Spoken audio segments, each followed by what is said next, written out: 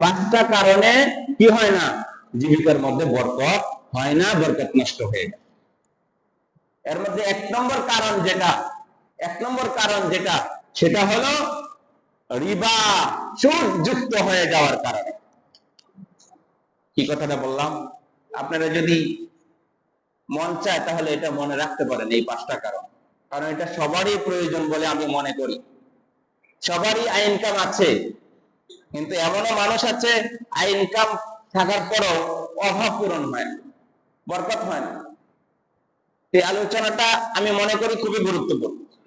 এই জন্য কেন হয় না, তোর মধ্যে এক নম্বর কারণ হলো, আমি যেটা খুঁজে বের করেছি, তোর মধ্যে এক নম্বর কারণ হলো বৈধ ইনকামের সাথে অবৈধ ইনকামের সংমিশ্রণ।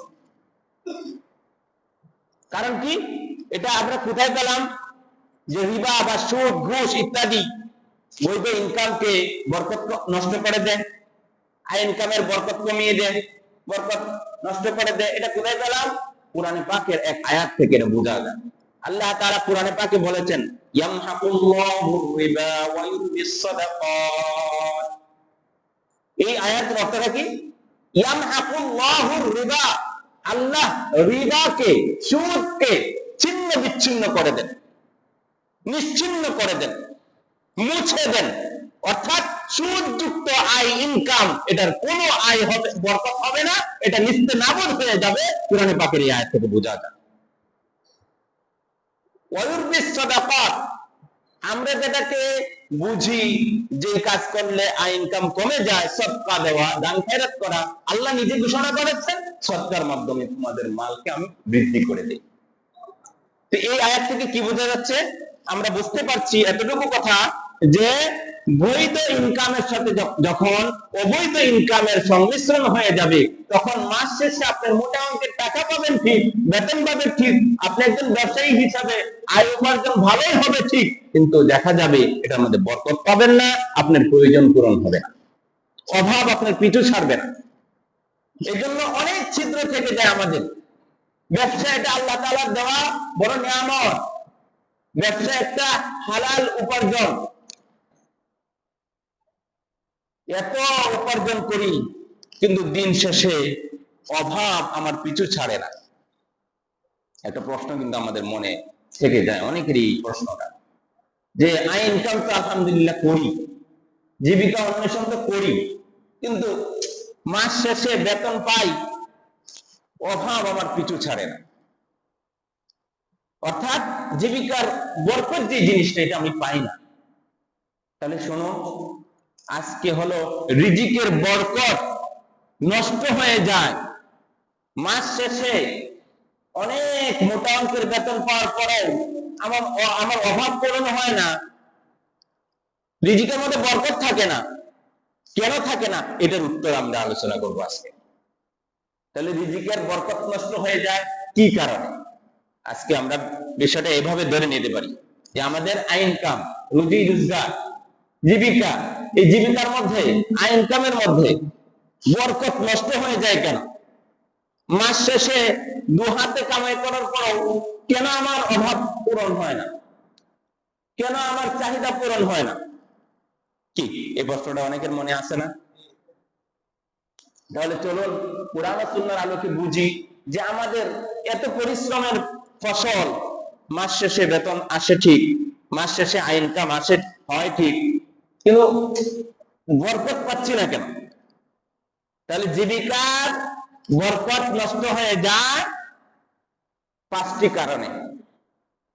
অনেকগুলো কারণের মধ্যে উল্লেখযোগ্য পাঁচটি কারণে মানুষের জীবিকার মধ্যে বরকত নষ্ট হয়ে যায়।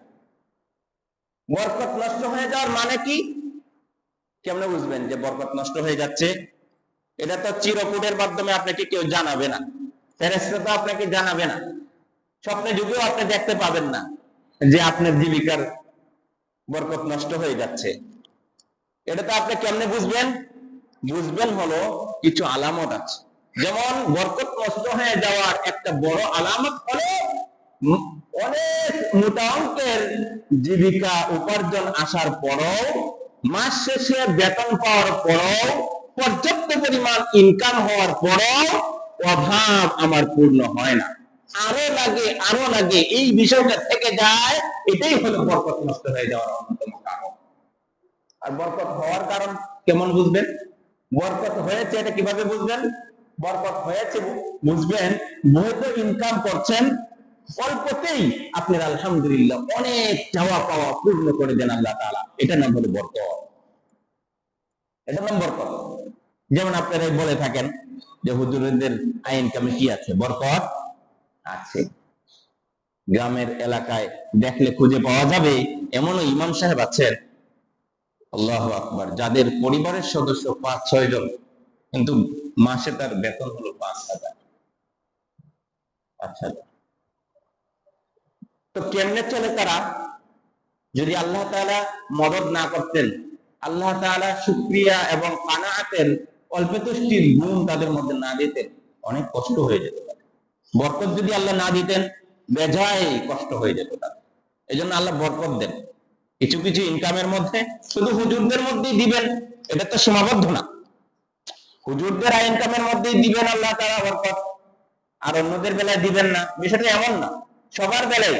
কিন্তু আমাদের কিছু কারণে আজকে এটাই বলবো যে কি কারণে তাহলে আমাদের মধ্যে বরকত হয় না, এটা তো জানার বিষয় আছে।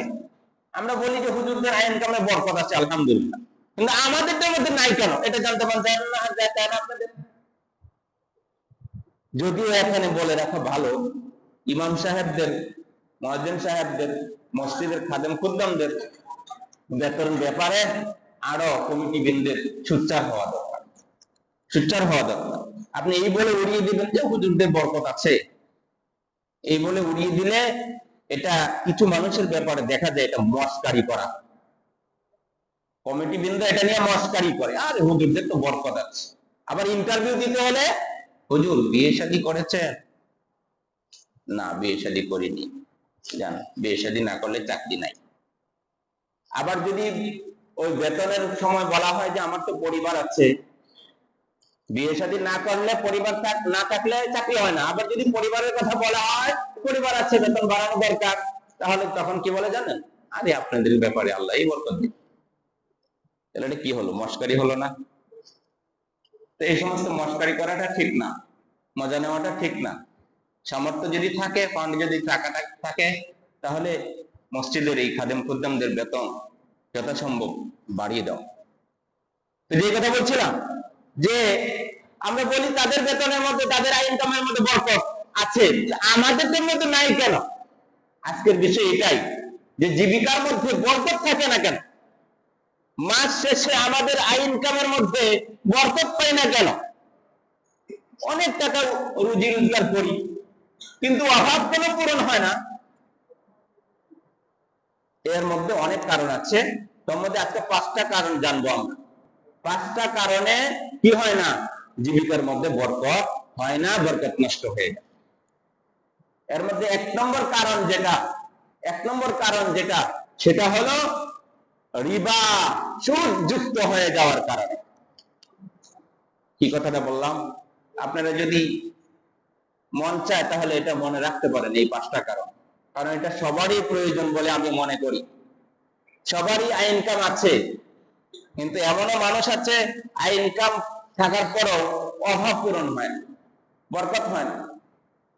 এই আলোচনাটা আমি মনে করি খুবই গুরুত্বপূর্ণ। এই জন্য কেন হয় না, তোর মধ্যে 1 নম্বর কারণ হলো, আমি যেটা খুঁজে বের করেছি, তোর মধ্যে 1 নম্বর কারণ হলো বৈধ ইনকামের সাথে অবৈধ ইনকামের সংমিশ্রণ। কারণ কি? এটা আমরা কোথায় পেলাম? যে রিবা বা সুদ ঘুষ ইত্যাদি বৈধ ইনকামকে বরকত নষ্ট করে দেয়, আয় ইনকামের বরকত কমিয়ে দেয়, বরকত নষ্ট করে দেয়। এটা কোথায় পেলাম? কোরআনে পাকের এক আয়াত থেকে এটা বোঝা যায়। আল্লাহ তাআলা কোরআনে পাকে বলেছেন, ইয়ামহাকুল্লাহু রিবা ওয়া ইউরবিস সাদাকাত। এই আয়াতের অর্থটা কি? ইয়ামহাকুল্লাহু রিবা, আল্লাহ রিবাকে, সুদকে ছিন্ন বিচ্ছিন্ন করে দেন, নিশ্চিহ্ন করে দেন, মুছে দেন। অর্থাৎ সুদযুক্ত আয় ইনকাম, এটার কোনো আয় হবে, বরকত হবে না, এটা নিস্তেনাবুদ হয়ে যাবে। কোরআনে পাকের এই আয়াত থেকে বোঝা যায়।